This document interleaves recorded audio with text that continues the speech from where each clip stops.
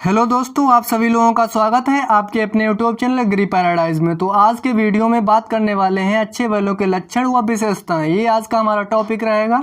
कुछ टॉपिक के बारे में पहले आप लोगों को जानकारी दे दें जिससे कि आप लोगों का माइंड एकदम सेटअप हो जाए, मतलब उसके बारे में कुछ जानकारी आप लोगों को मिल जाए।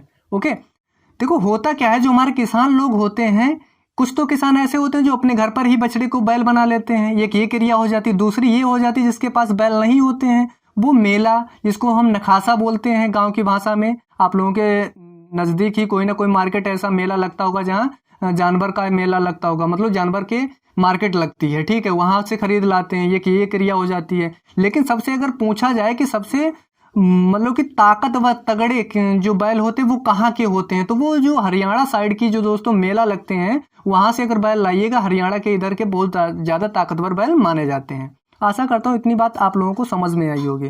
तो स्टार्ट करते हैं बिना किसी देरी किए हुए। अच्छे बैल के लक्षण अथवा विशेषताएं, ये आज का हमारा टॉपिक है, जिसके बारे में तो पहले ही बता चुका हूं। तो इसमें सबसे पहले हमारा पॉइंट आता है, बैलों के रूप में बछड़ों का प्रयोग करने के लिए उन्हें बधिया कर दिया जाता है। होता क्या है, जब हम बछड़े को बैल बनाएंगे तो उसको बधिया करना पड़ता है। एक आप सभी लोगों के लिए क्वेश्चन है, आप सभी लोग कमेंट करके जरूर बताइएगा कि बधियाकरण किस यंत्र के द्वारा किया जाता है। बहुत सिंपल क्वेश्चन, आप सभी लोगों को पता होगा, आशा करता हूं। ओके, नेक्स्ट अगर हम अपने पॉइंट की बात करें, बधिया कर देने पर अधिक काम करते हैं और वे सीधे भी हो जाते हैं। देखो होता क्या है, जब हम बछड़े को बधिया कर देंगे तो वो सीधा हो जाएगा, वो मरकहा नहीं होगा। ठीक है, शरारत नहीं करेगा और दोस्तों कैसा हो जाता है, सीधा हो जाता है। ठीक है, नेक्स्ट पॉइंट की बात करें, बैलों की परख करने में केवल यह बात विचरणीय होती है कि वे हल जोतने इत्यादि कृषि कार्य के लिए उपयुक्त हैं अथवा नहीं। देखो जब हम बैल के लक्षण की बात करते हैं या विशेषता की बात करते हैं तो वहां पे ये इंपॉर्टेंट उसमें रहता है कि वो कृषि कार्य के लिए उत्तम है या नहीं है। क्योंकि हम कृषि कार्य के लिए तो ही तो बैल को पालेंगे, अथवा हम क्यों पालेंगे ना।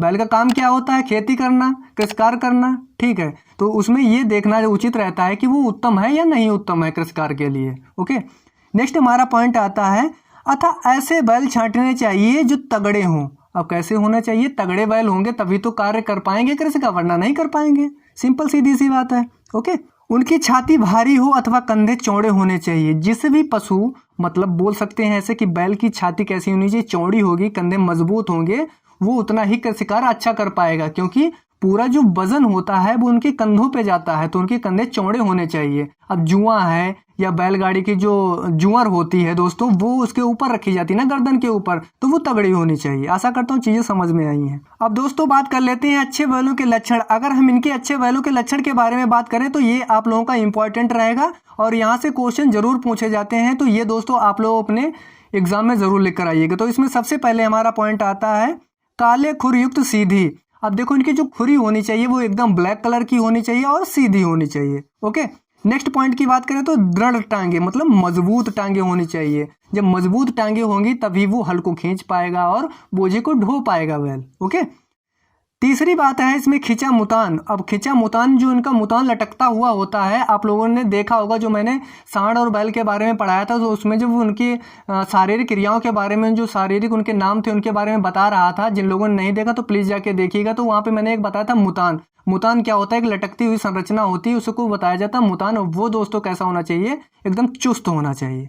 ठीक है, छोटा गलकंबल होना चाहिए, जो आगे को लटकता हुआ भाग होता है बैल का, वो दोस्तों कैसा होना चाहिए, गलकंबल छोटा होना चाहिए। लेकिन यही अपोजिट ये होता है कि जो सांड होता है, सांड में जितना लटकता हुआ जो गलकंबल होगा उतना ही सांड हमारा अच्छा माना जाता है। लेकिन छोटा गलकंबल बैल में होना चाहिए। ओके, यहाँ पे दोस्तों हम लोग बैल की बात कर रहे हैं। नेक्स्ट पॉइंट की बात करते हैं, पतली कमर। कमर कैसी होनी चाहिए, पतली होनी चाहिए, लंबी पूंछ होनी चाहिए, मुलायम बाल होने चाहिए, पतली त्वचा और लंबी गर्दन होनी चाहिए। यहाँ पे एक ये भी इंपॉर्टेंट है कि पतली त्वचा हो और लंबी गर्दन होनी चाहिए। नेक्स्ट पॉइंट आता है, चमकीली आंखें होनी चाहिए, छोटा ककूद होना चाहिए। आप लोगों को ककूद मैंने वीडियो में पिछले भी बताया कि जो दोस्तों उभरी हुई संरचना होती है, पीठ के ऊपर निकली होती है, उसको ककूद बोला जाता है। ठीक है, बलिष्ठ मसाल कंधे होने चाहिए, मतलब कि जो कंधे होने चाहिए उनके ऊपर मांस बहुत ज्यादा होना चाहिए, उनको बोला जाता है बलिष्ठ मसाल कंधे। ओके, छोटे पैर होने चाहिए, पैर ज्यादा लंबे नहीं होने चाहिए, छोटे कद के पैर होने चाहिए। ऐंठे कान होने चाहिए, कान एकदम सीधे नहीं होने चाहिए, ऐंठ लिए हुए कान होंगे तो वो अच्छा बैल माना जाता है। इसमें ये सबसे इंपॉर्टेंट पॉइंट सबसे लास्ट वाला है कि चौड़ा मस्तक और सीधी पीठ होनी चाहिए। मस्तक चौड़ा होना चाहिए, सीध पीठ ही होनी चाहिए, अच्छे बैल के लक्षण कहे जा सकते हैं। जो मैंने इतने लक्षण जो दोस्तों बताए हैं, अगर एक बैल में ये सारे पाए जाते हैं तो वो बैल हमारा अच्छा माना जाता है। कुछ दोस्तों कहावतें हैं ये जो कही जाती हैं, देखो क्या होता है, हिंदी पढ़ो या कोई भी, जैसे कोई भी हम अगर सब्जेक्ट पढ़ते हैं तो उसमें एक कहानी दी जाती है। तो इसी तरीके से जो हमारे किसानों के लिए या हमारे जैसे आप लोगों के पढ़ने के लिए ये कहानी लिखी गई है, ठीक है। तो इससे क्या होगा कि आप जब पढ़ेंगे या सुनाएंगे किसी को तो इससे, अब एनिमल हस्बेंड्री पढ़ रहे हैं तो कहानी भी तो होनी चाहिए एक आध, तो वो कहानी हम लोगों को पता होनी चाहिए, ठीक है। इनमें कुछ कहावतें दी गई हैं, उनके बारे में चर्चा कर लेते हैं। सबसे पहले इसमें कहावत है, छोटे सींग छोटी पूंछ ऐसे को ले लो बेपूंछ। मतलब जिसकी छोटी पूंछ हो, छोटे सींग हो, बिना पूंछे इस बैल को खरीद ही लेना चाहिए, ठीक है। दूसरा इसमें पॉइंट आता है, नीला कंधा बैगनी खुरा कबहू न निकले बैल बुरा। जिसमें ये फीचर पाए जाएंगे, मतलब नीला कंधा होगा, बैगनी खुर होंगे, वो कभी भी कैसा नहीं निकलेगा, बुरा बैल नहीं निकलेगा तुम्हारा, ओके। नेक्स्ट पॉइंट आता है, छोटा मुंह और ऐंठा कान यही बैल की है पहचान।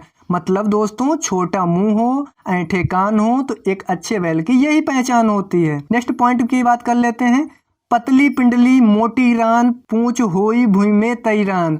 मतलब दोस्तों कैसी होनी चाहिए पूंछ, पिंडली युक्त होनी चाहिए, पूंछ भुई मतलब जमीन में लटकती हुई होनी चाहिए, जाके होवे ऐसी खोई ताकि ताकत है सब कोई। मतलब ये सारे जिसमें फीचर्स पाए जाएंगे, विशेषताएं पाए जाएंगी, वो दोस्तों ताकतवर बैल माना जाएगा, ओके।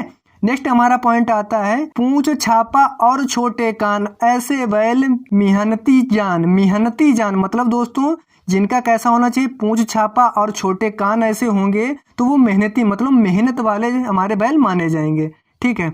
नेक्स्ट हमारा पॉइंट आता है, सींग मुड़े माथा उठा मुंह का होए गोल। मतलब दोस्तों कैसा होना चाहिए, सींग मुड़े हुए हो, माथा उठा हुआ हो, मुंह कैसा होना चाहिए, गोल होना चाहिए। रोम नरम चंचल करण तेज बैल अनमोल। मतलब रोम नरम होने चाहिए, चंचल करण होने चाहिए। ये विशेषताएं अगर बैल में है तो वो बैल कैसा माना जाएगा, अच्छा। दोस्तों आप सभी लोगों के लिए मैं ऐसे वीडियो लगातार ला रहा हूँ, ठीक है। आप लोगों को और भी सब्जेक्ट के वीडियो मिलते रहेंगे। आशा करता हूँ दोस्तों आप लोगों को चीज़ें समझ में आई होंगी। अगर किसी प्रकार का डाउट है तो कमेंट करके ज़रूर बताएं। प्लीज़ शेयर सब्सक्राइब कर दीजिए।